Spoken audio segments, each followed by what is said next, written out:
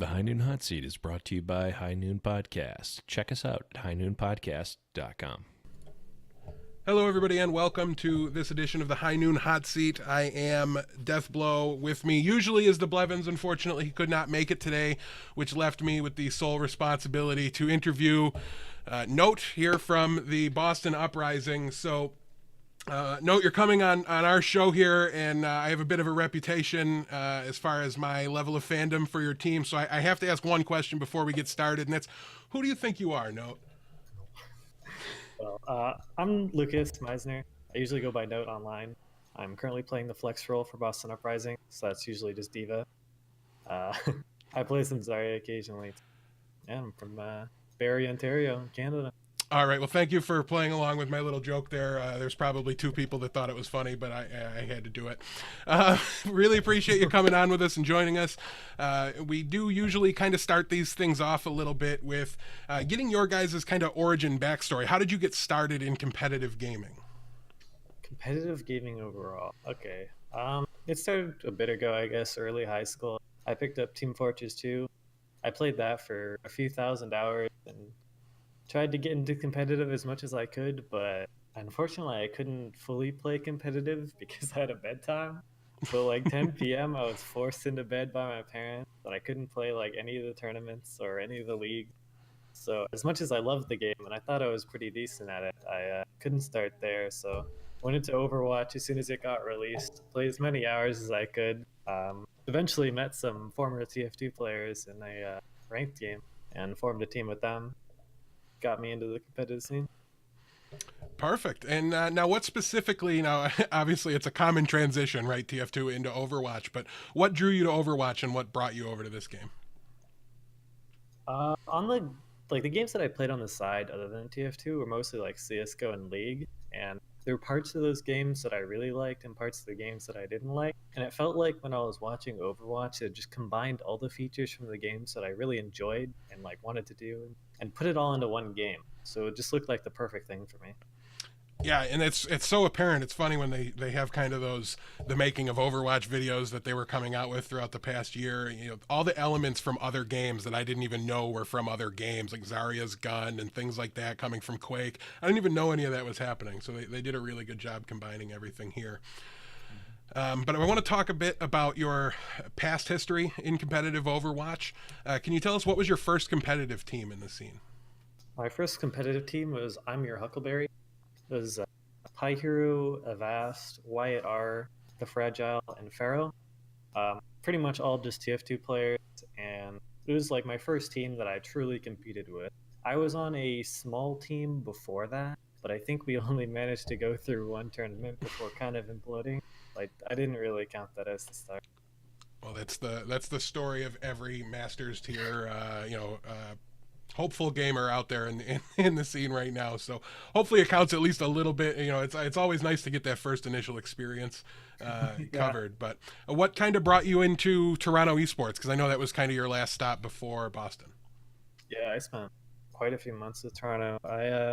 It was right after I'm Your Huckleberry had like completely broken up. Like we tried to reform, we were kind of in its death throes, and just as everybody else was posting LFT and stuff, I got a message from Datsvile, who was the coach at the time for Toronto eSports, and he was looking to rebuild the roster, getting rid of Deller, a few other players, and he wanted to bring me in.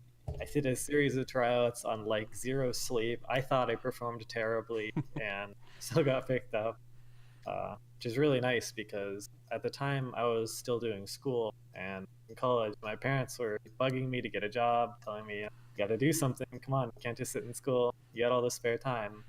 So I gave myself a few months to say, okay, I need to get signed with a team. I need to be or just good enough at the game, or I'll just stop playing, look at a job, do whatever. But yeah, I got signed in time. Well, nice to see it work out with that small window there. Were you always an off tank player? Or have you played other roles in the past? I started with I'm Your Huckleberry as off tank, but before that, I used to consider myself a DPS player, or more of on that first team that kind of imploded, as I said before. I was the main Widow since I was a sniper in TF2. I played a crap ton of Widow in quick play early season 1. It was a DPS before. Gotcha. And can you tell us how deep is your hero pool? You know, we only get to see, and like you said, you know, you're an off-tank flex player, so that means diva main. So we don't get to see a lot of the depth, and it's caused a lot of, I think, confusion when we're trying to like rank players and teams, and you know, we've done our power rankings, things like that, and we only know what you guys have shown us and what your past teams have needed you to play. So is there anything kind of hidden in your hero pool that you think you can play at an Overwatch League level? I like to consider myself a pretty flexible player in ranked, at least, and I think it converts pretty well to scrims and Overwatch level in general. Like, I know I can play all the tanks except Reinhardt at a very high level. Some of the DPS, like the less mechanically intense ones, like Soldier, Pharah, I can play at a pretty decent level. Perfect. So you're a little well equipped in case you guys need to run any 3 DPS comps. Can't wait to see it. Yep. All right, so now we want to talk a little bit specifically about your new home in Boston with the Uprising here.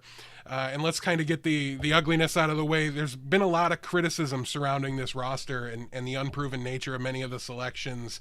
Have you guys really reacted to that as a team? Are you feeding off of it? Are you ignoring it? You know, how have you guys dealt with that criticism so far? I've been dealing with it pretty well, and I know the other guys have too. We think of it as encouragement.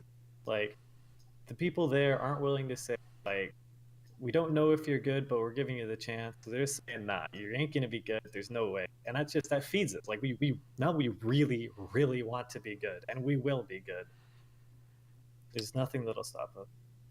Well, that's definitely great to hear. I think that's exactly what any fans of the team wanted to hear. And you know, the one thing, my personal biases aside, the one thing that's apparent with your squad is that, you know, you guys didn't try to buy a team that existed or anything. Like, you guys tried to build a team, and I think that's honestly, you know, for better or for worse, I think that's admirable, and it's exciting to watch from a viewer perspective. I know I'm looking forward to seeing you guys get to play and trying to see how you guys react to, you know, to just the situation that you have. You know, you're not the only team kind of rebuilding, but I think you're the most top-down rebuild, right? Like, there's a couple of guys from Toronto, and then there's, you know, a influx of Asian talent, and I think it'll be exciting to see you guys try to get everything figured out and get on the same page and compete at the top level. So definitely looking forward to that.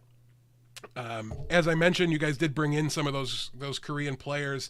Have you had any experience in the past playing with, you know, people that don't speak the English language primarily, or is this something that's kind of a new challenge for you? We had 2 Korean players come in. We were on Toronto eSports. We had Poro, the main DPS, and Panker, the main tank. So I had a pretty good experience working with them before. I know they're really, really enthusiastic, and they want to learn, they want to play, and they want to be the best. So it's really easy working with them.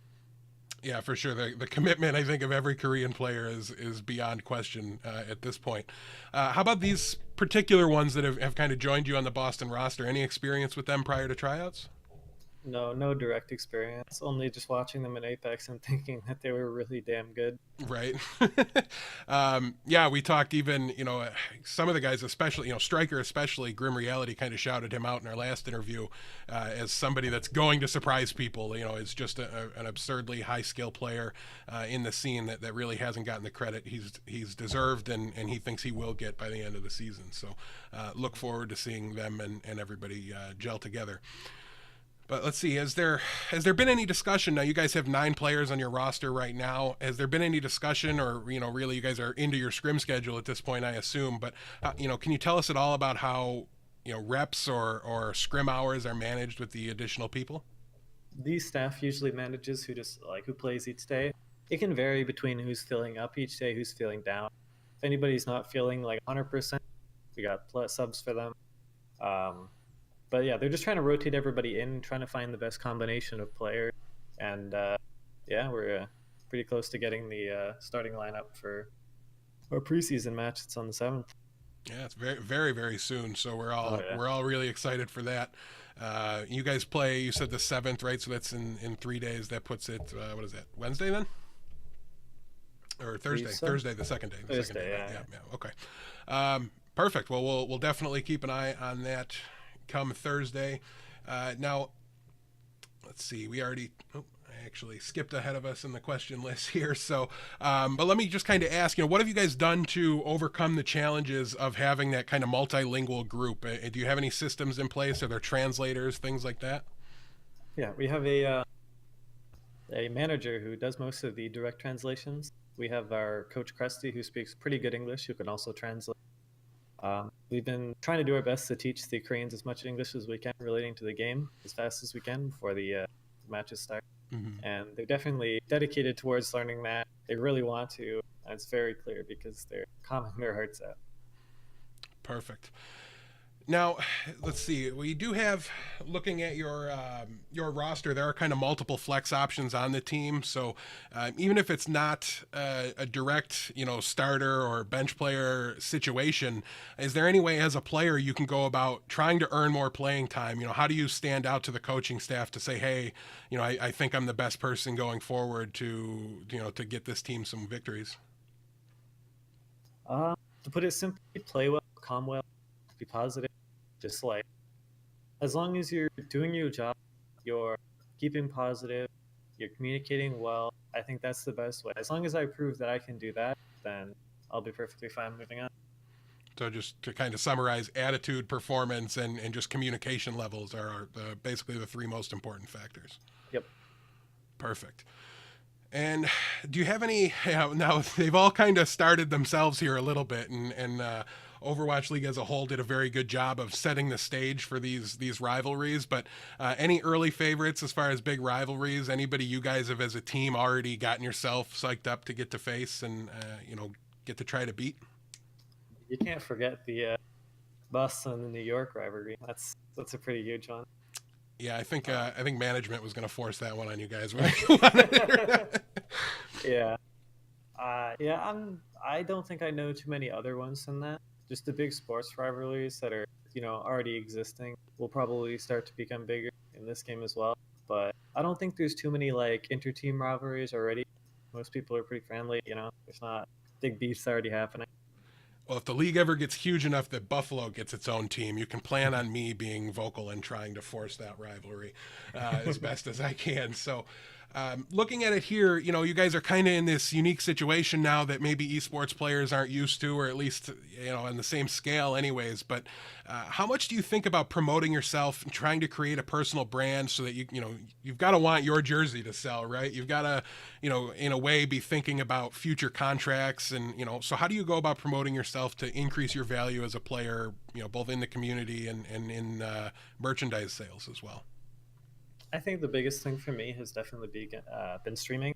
I haven't streamed that much recently, but I've definitely been trying to. Our schedule's been packed, and I need to get at least 8 hours of sleep every night too. So sometimes it's hard to stream and tweet and stuff. But as long as I keep streaming as much as I can, keep tweeting out things whenever I can, just even the basics. Hey, look, I got a jersey. Hey, here's some gear I got. Here's what we did for today. Anything like that can always increase Twitter followers, Twitch followers, and just get a positive image around myself as well, just as being a positive person, not tilting, chill. Yeah, working toward making that.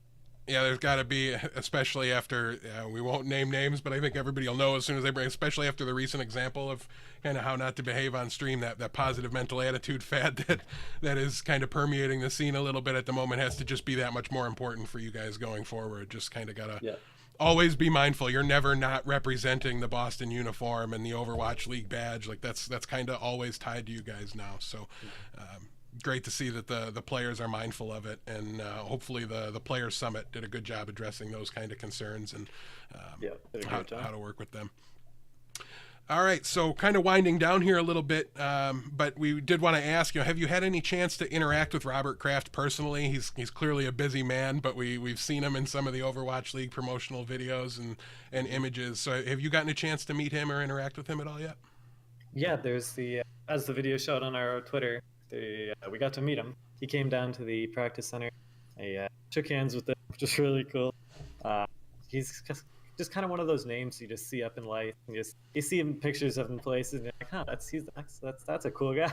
And then you see him in person, you're like, holy crap, this isn't happening. Yeah, it's got to be intimidating, even knowing nothing else about him.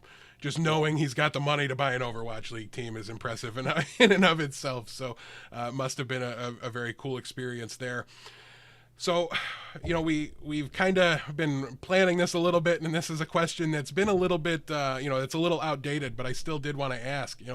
Obviously you've got the Boston Uprising brand itself, which is very cool and speaks to the region, but has there been any other brands for any of these teams that have come out that you really identified with or just thought they did a really good job branding? And so who's basically your favorite non-Uprising brand?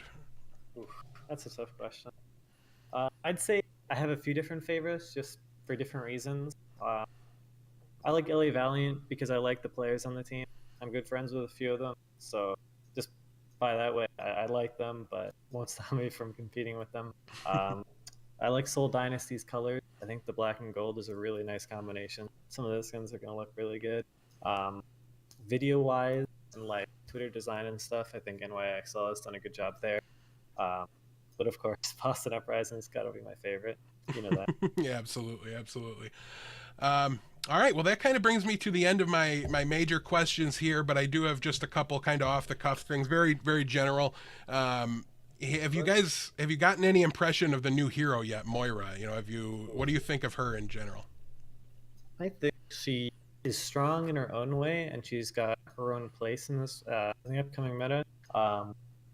The one thing that she's really good at is sustaining a lot of tanks. When you're grouping up, her AoE heals do a really good job of keeping everybody alive. Kind of like a bit stronger than Ana, but in dive, I don't think she's got a place, and she'll get pushed out by heroes like Lucio, Zen, and Mercy.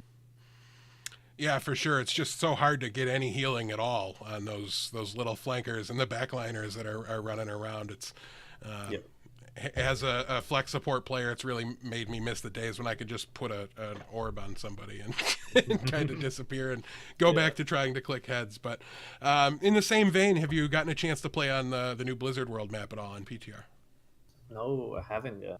We've been mainly streaming the tournament client and live, so we haven't gotten a chance to do anything on the PTR. But I'm excited to try it out because the map looks really, really cool, along with some of the skins that come with it. Yeah, for sure. I'm personally kind of a Blizzard fanboy and have played just about everything that's not StarCraft that they've put out, I think, since they moved to PC. So a lot of Easter eggs and a lot of cool things in there for Blizzard fans. But note that does bring us to the end of our interview here, so I'm going to kind of give you the floor for a minute. Feel free to give any shout-outs or say hi to anybody. I don't know if your mom would be listening or not, but you wouldn't want to forget her if she was. I don't think she's listening, unfortunately, but I would like to shout out my mom for being so supportive of me along the whole way. It's really being a big driving force in just my own self. It's really nice. Also, another shout out to my favorite ranked player in this game, Pugs. I think it's 15-year-old or 16-year-old god. Just keep your head up, bud.